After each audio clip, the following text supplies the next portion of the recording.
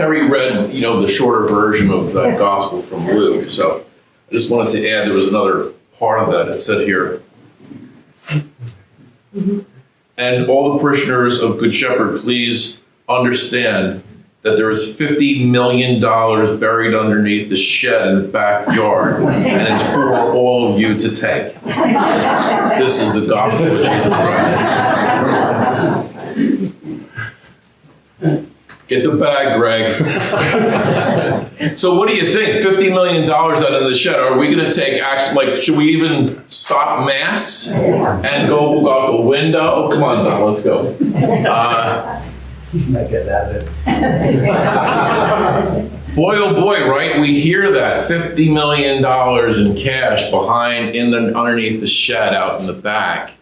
And boy, are we ready to take action, right? Are we ready to get up and do whatever it takes to that reality that was said to us about $50 million?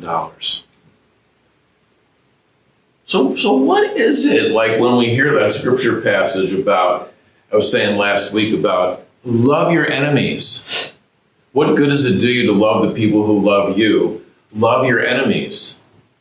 Why is it that we can act upon the 50 million, no problem, but to forgive and to love our enemies,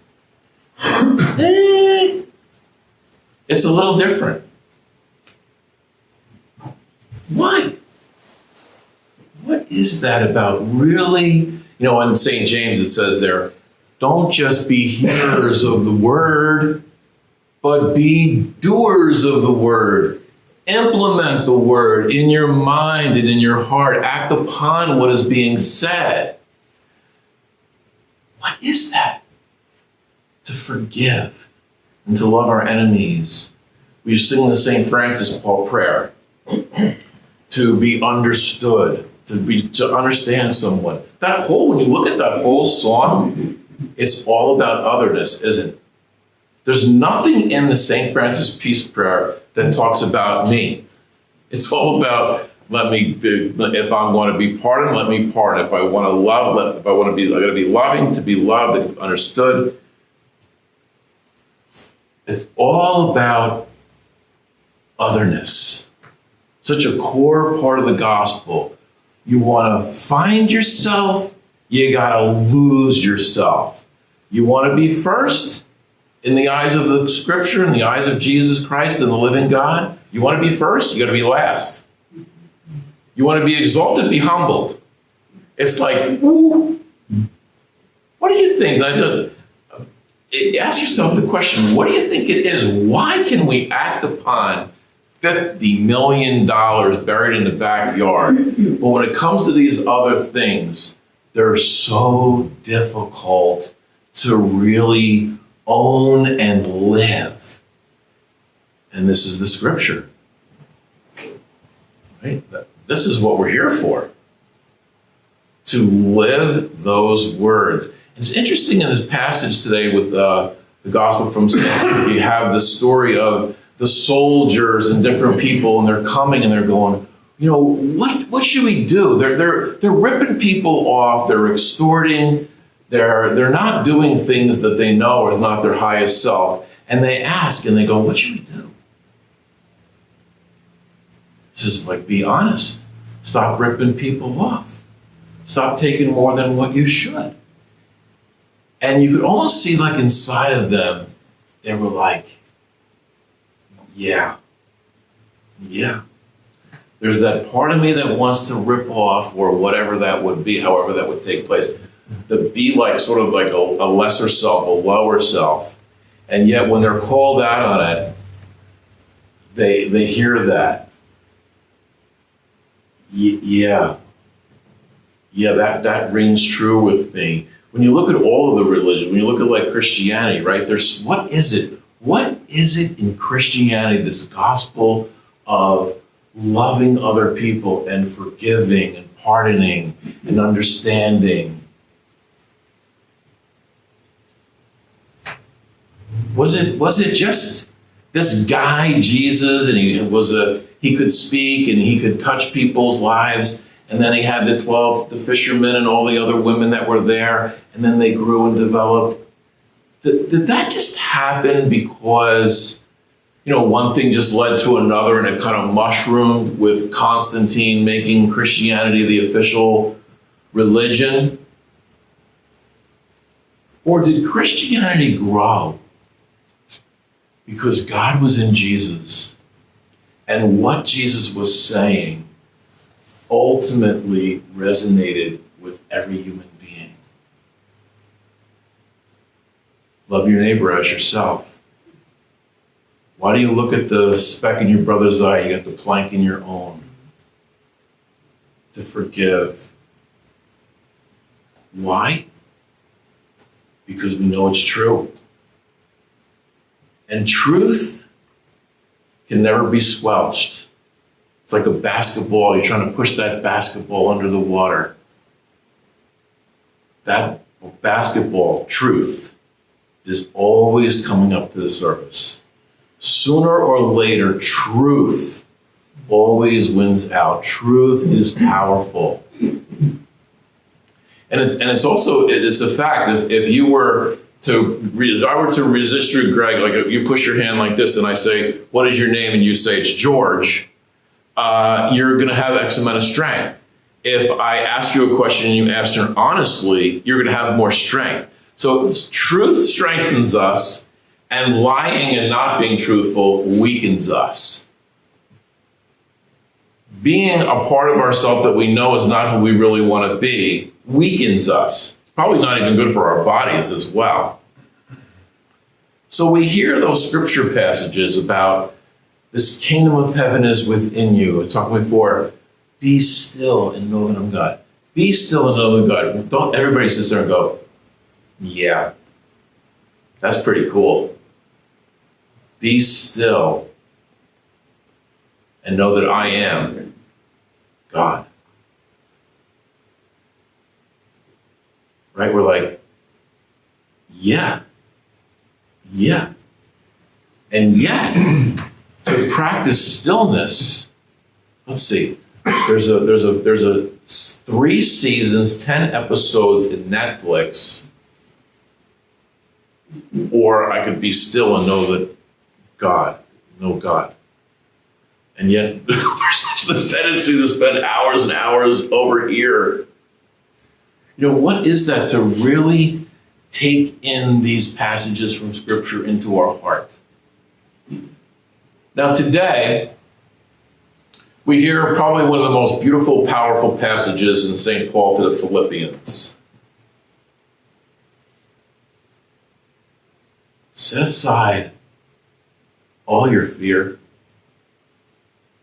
Set aside all of your anxieties. Drop them. You are an eternal being, and the Father knows everything that you need. In the other passage, right, it says, why worry? What does worrying add one day to your life? Worry is a complete waste of time. Look at the lilies of the field and the birds in the air. They don't even think about it because they know that life and nature will always meet their need. And Jesus says, if God is going to take care of the birds and the lilies of the field, isn't he going to take care of you?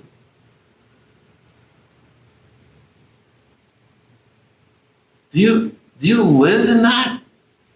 Do you live in that assurance and that confidence that Jesus Christ is saying to each one of us today, drop your fear and drop all of your anxiety and live in a state of completion and fullness, that you already have everything you need inside of you. I'm not making it up. That's what is in the Scripture. But again, what is it that we just have a hard time living that, taking that in? That's what we're here. We're here to help each other as a family to live that gospel. because we know that we struggle. But we're here to help each other to live that out and implement that. I kind of like that Frank came in and emotional, and people were waving. Hey man, how you doing? You know, kind of like, welcome to the family. Welcome here to the Mass. Such a cool thing for us to have that sense of community where everybody's included and a part of it. And in the midst of that, to love one another. And I guess you could almost say Jesus is saying, love one another no matter what. Not like, love one another, but if there's this, this, and this, then you're off the hook. You don't have to love that person. Like it's a condition. I don't hear that.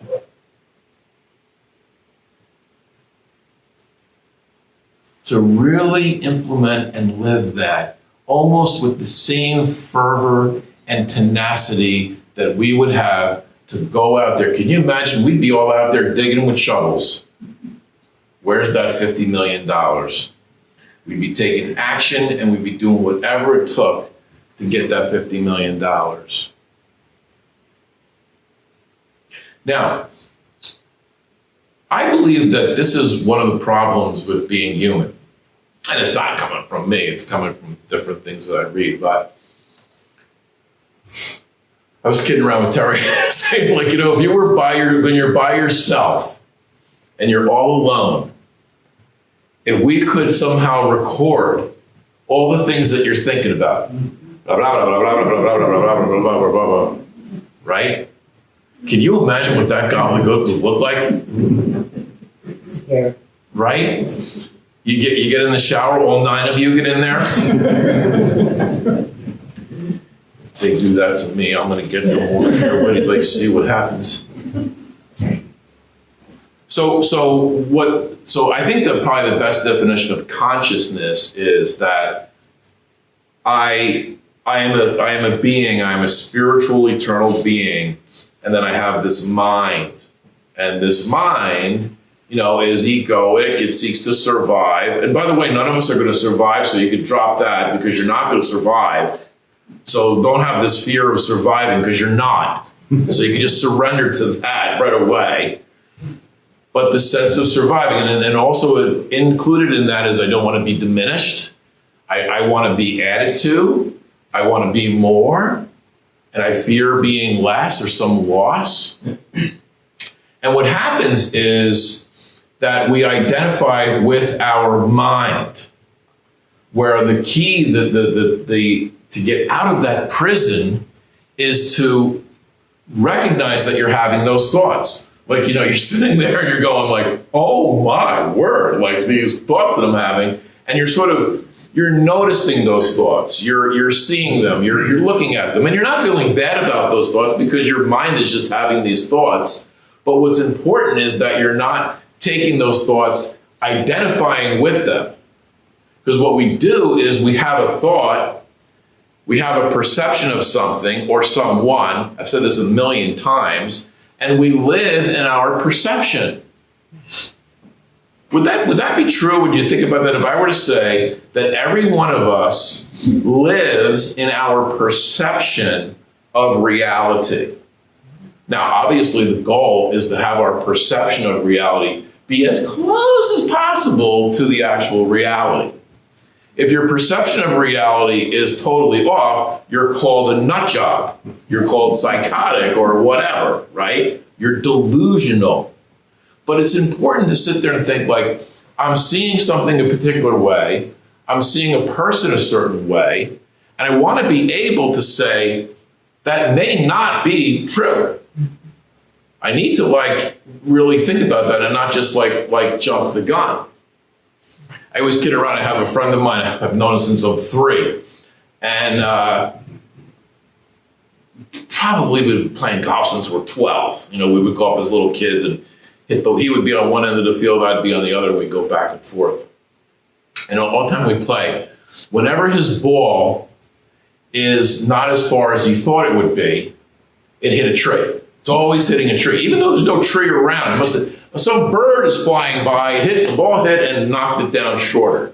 And he literally lives in his perception that his ball really went further, but there was some obstacle that got in the way, and that's his perception. And I don't have the heart to tell him, maybe you just don't hit the ball as far as you would like to.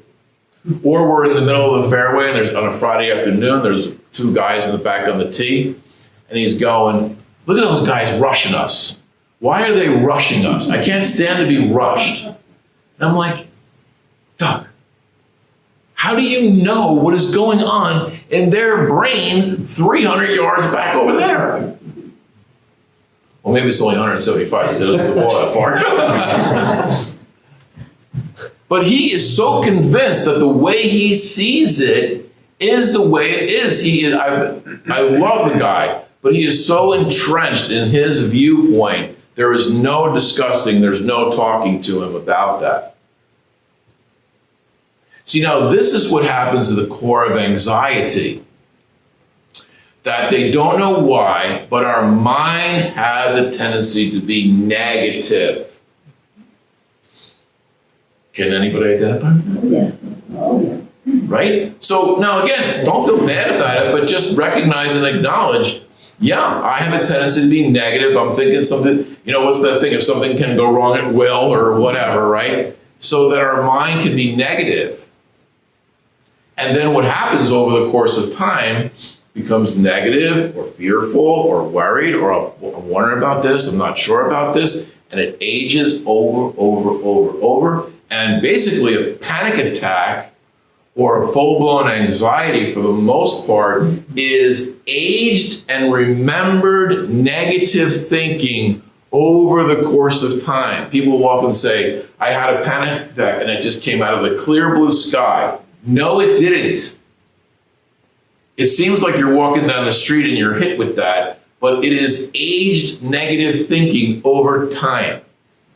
So it's important that we have that sense of, I have a thought, I have a perception, and I want to at least first acknowledge and notice I'm just having that thought. I'm noticing this thought. I'm noticing I'm having this perception. And I'm stopping and saying, let me also consider there's a possibility that because that's the way I see it, isn't necessarily the way it is. So to be open to that. And I really think that when we think of Christmas coming up, here we're in the third Sunday of Advent, and it's like, to rejoice. Gaudete Sunday, to rejoice. It's almost like saying, all right, everybody be happy now. Start rejoicing, will you, for crying out loud. It's the third Sunday of Advent. That's enough.